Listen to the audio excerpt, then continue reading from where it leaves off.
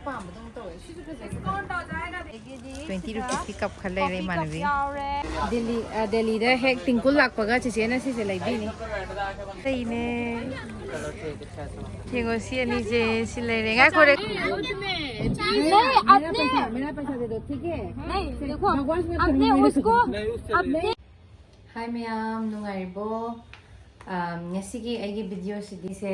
mayam Banjara Market chalo se bako mayam khangbo se yaubirangani khangdab se yaubirangani si se khoi Gurgaon gi khwai dagi hongba decoration gumba dagi home furniture gumba adagi di pottery macha macha adagi di leidana adugumba Pinterest ki kaigi inspired gumba kaino gumba se moyam yolaga yo sabane adu mayam पामगा दे लेरकने को अदो आइना इसानादी आइगे best आइ फादा जरानी ममदे आइसे pot याम legend ममीने बोका हाइदि अदम युमगी दे पामेबा अदुना मयाम अदो आइ माने बिसु लाए को अदो ngas कनो तौरसे मयाम ने चा थबक तो चतोइना कइनोम चारागा दम चलसे फजना रेडी दा को अदुना मयाम आइसे ब्रेकफास्ट सेमगे ब्रेकफास्ट के सेमिनारसी अदुगा चारागा मथंग मथंग चटपा खोटपा मैम तो मथंग मथंग लोइबो हपचरागे मैम येमिनारसी को मैम हाथो हाथुने लागा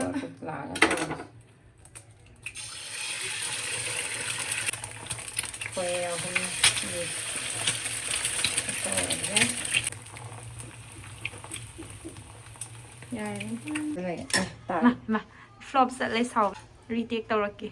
रिटेक तौतसे बर्गर सिदगी सनी साइड अप सिदा खितंग साउथोखरे यादा चंगनी चप मानदोइनेबा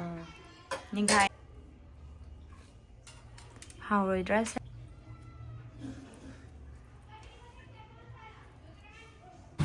मैम अखोइजे हुजी ब्रेकफास्ट आबा लोरा अदुम थोलेदनको सिमा आइबुदि मैम ममांग तनी रो हमला चटलेबको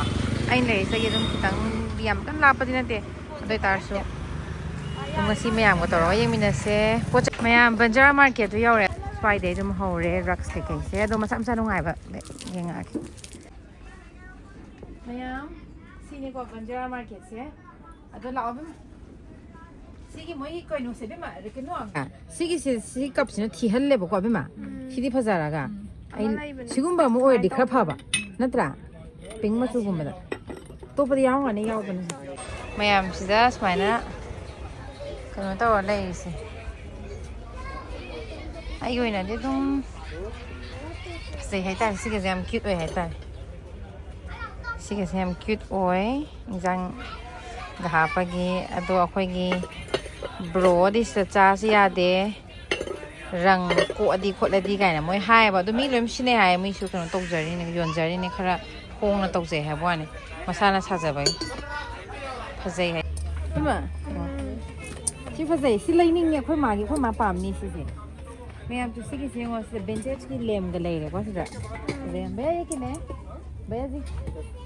900 मैम पैसा से तुम ताहल्लागा ने माना ना हदे कुम भाई अखोइना तुम समरी कुम सोल चंगा कुम यारा समरी चंगा बे कि ने 200 रुपए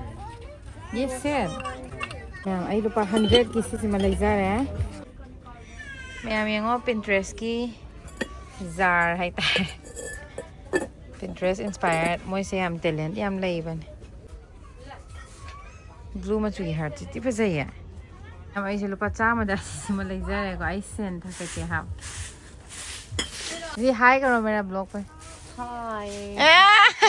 बहुत अच्छा लग रहे हैं आप स्किन तो बहुत ग्लो है ग्लोवी है बहुत बहुत अच्छा है लाइट ओरा माने को असी मनि पामे एदि सु म जाम पामे सी पोट थंबम जे सी ने खै पाम जे हैता दीदी दीदी ये कितना है 3500 जी तो बोलो देखो बेटी कहां से आ जाएगा आपके लिए है 2.5 मेरा के लिए मैं बैठा हूं आपके लिए मैम ऐसी की से कनो तौरगे आई ngasi थांगबिनबा लैरोय दोरेबको अदो मी थांगबिनबा म लागान थांग तौरगे नतदि फरक तादोय माले सिगी से फजै यामना लैरगे मैम सिसे याम फजै तो येंगे मैम ऐसी से लौजरगे मथंगी ब्लॉग ता पक्के को मैम अदो ऐसी खरा पामदि माय मिसे खरा खोज गुम तो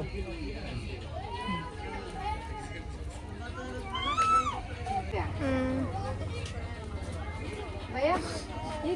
चार्जर लिसिंग मरी ये तो अभी लगेगी 25 की है ये अभी हौजे हौजिकी का ओवर्स मायम चाहे सी दुकान से तो सी से हौजे लोगो ना पाले से अनि संगारे कोना दी खंगदे सिने माइ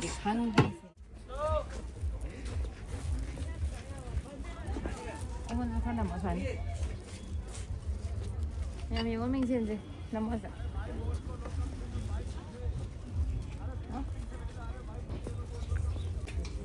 Mấy em ấy rất là cái lại thế không cần nó pa mẹ cái gì không được cả. Nó chỉ có từ cái nhà bị cái hàng đấy. Đi cái này cái. ये 1800 का है 1800 English में बोलो ना English 1800 तुम्हें आई को हाँ ये भी सेम है क्या सेम क्या आई को और बाकी प्राइस ये 8,500 दो और दो आएगी हाँ लिसिंग निपान ने हायरी ने वाची तो बोने लिसिंग अमौंट ले याबने को मैम अइना ब्लॉक तो उरबने मीना ले हाँ तक ने वायर्स मोगी स्प्रिंग से फटम ने ना स्प्रिंग से तो और ये कितना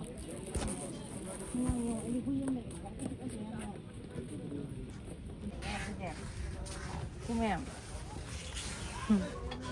ये भैया कितना है ये 1000 का है 600 लास्ट प्राइस है इसका यहाँ भाई तो बे माइस क्या वहाँ ये अफोर्डेबल ओ ये क्या लाई मोटी यार एम टी क्यों ये और टिंकू एलेक्स सीधा ने दिल्ली दे हेक टिंकू लाख पगा चीज़ ना सीसे लाई भी नहीं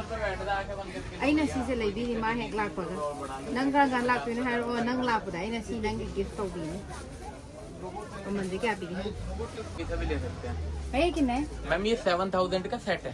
7,000 हाँ जी ये इम्पोर्टेड पीस है अदुगा आइना से तभी तो आना तुम ले भी नहीं को फला मागी कहीं को ले रहे गधा का ले रहे तो सीधा पोंगल यहाँ पे फोन यार मी भाई नंगी का आइना ले भी आने से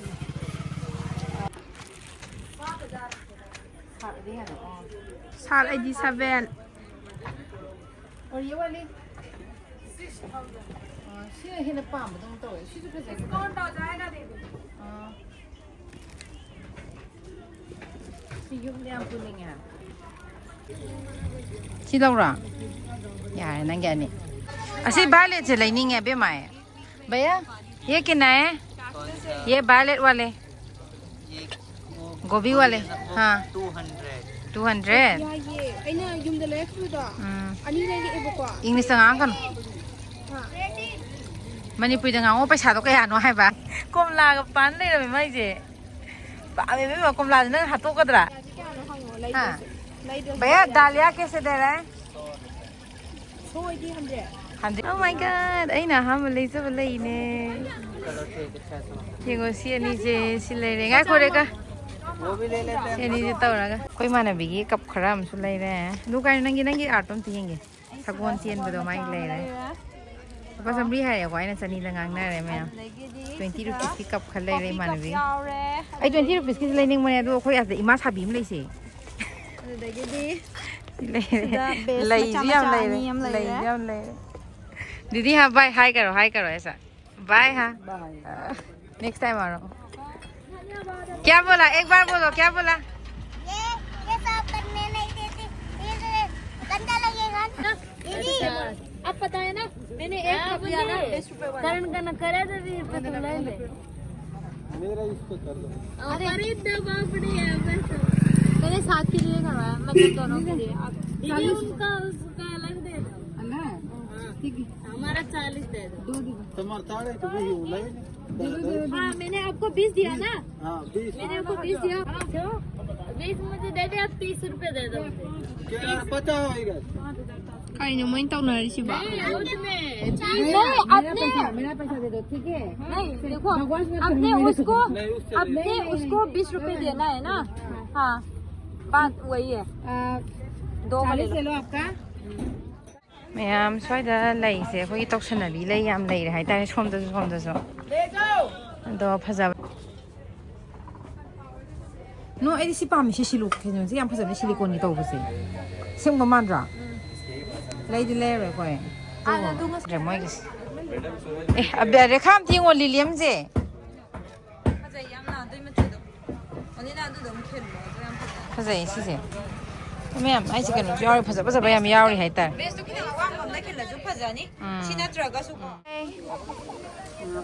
हाय बोलो हाय बोलो हाय कर हाय हाय आपका नाम क्या है हाँ आपका नाम क्या है इसे तो सही नहीं तो दीदी कितना है ये ये वाला हाँ ये 4,500 का दीदी हाँ 4,500 का क्वालिटी अच्छी है पीछे से देखो लिसिंग मरी फजबदा नतनाने मोइसिनाने मोइ मसाना लोंजाबनिनाने लुपा लिसिंग मरी हाजु फबने जिबे होम सेंटर लिसिंग 50 हेक पीबे सिजे मयाम घड़ी से ngo थिना फजे पूरा विंटेज की घड़ी है तारा अबे म सुना खनगी से ngo the world kai hai no the world in hemisphere hai mal udre ba maya mit se tang hoi maya mit se tang hai ta isna khanga je khangde maya ai sigo ma khar pa mi masa gi ko aduga siga je ngo khoi gate ki nakan daga thai changurang sin te khon sai na ha ma maya moi si je budha di yam thina marang gai le ko moi sa je ising ji ta re jon wakhal je pura ing bane maya फायदा तंग ma'am अखोय गाड़ी तुंग बहुरे ma'am तो नंग पोती okay ma'am अखोय से हजे yum दा हना इ नुसा सु दम साइ हाय तारे को मैम गुरगांव दा कई दा गले अदम दिल्ली दा कई दा लई बिरागा दे को अदम बंजारा से नुंगाय बने मैम इनाउ पिगाय गसे हजे केम चाता थक्तबदगी थबक को चसबदगी वानथागे तौरक्तनाको मखागिदा नेपाली की साइना के योनबा खर लेबको अदगी दुम लेरगा सि जासले मोमोसे हो यार मैम चिकन जे मा चाक रसला गया मैम खोन गलोय मक्सीरे मैम अखोइसे हजे युम दा हले इमानबी दुसु दुम मा मथन चखरेदनको अदगी इनाउपी गाइगसु हले केप सिनाने दम बॉक्स तौरगा मोसे दम मीसे चिनबगी दम कैंसिल तौबा खतपा मम तौ ले पोचु मैम पाइबगी कोक सिदा खितंग पाले हाय तारे कइनो ख आइसे तुमक्त्री ngaraंगदगी अदगी इनाउपी से मासु वीडियो नमो फारा नमहलिने मैम खरा जनो तोर अदो मैम आइसी वीडियो से लोइबाव यंगबीबगी याम थागाचरी मैम अगर ngasi लेरपसिंगदो कसुदी याम लेरक्ते मरम नै मफम लेतबनिना को अदो लेरैबो खरादो कई लेरपनो प्राइस नुम कमाइन तोबना अखोंग अचाव ngaतनी मैम मचा मचा नि थांगबो ngamba सुमति यावदि मिजेनगुम पामबदि सेंग यावबो ए दरकार लेबा अदुदि आई नोमा इनाउपा गुम लागा कइनो तोरगा आई चटमिनागे आइना थांगबो खoi ngammaroibako अदुगी मैम आइना ngasi लेरैबो पोत दगी लई के कितंग लेरे अदुदी मैम आई मथंग वीडियो दा हापचरागे आई हौजिसे nga आई कनो तौरगे आई मथंग वीडियो दा गमला नुम लेरगे खोले गमला आइना अरुम लेरक्तेबको थांगों थांजिनदो फरक ताई नुआइतेना दुम सुपर मार्केट तगी अयांगबा प्लास्टिक गुम लेगेना अदुम मैम अमा ओरसो आइना लेरैबा ngasiगी कनोसे पोचै सिंजे मैम खितंग खितंग मचा मचा लेरपसे मथंगी वीडियो दा दुम आई हापचरागे कई लेरपनो दो मैम यिंगनरसी ngasiगी मैम लोइबो यिंगबीबगी याम थागचरी अदुगा मैम वीडियो से सुम नुंगाइरगदी लाइक तो बिरमो इसी तंग हाइजागे मथंग वीडियो थेंगनरसे मैम बाय।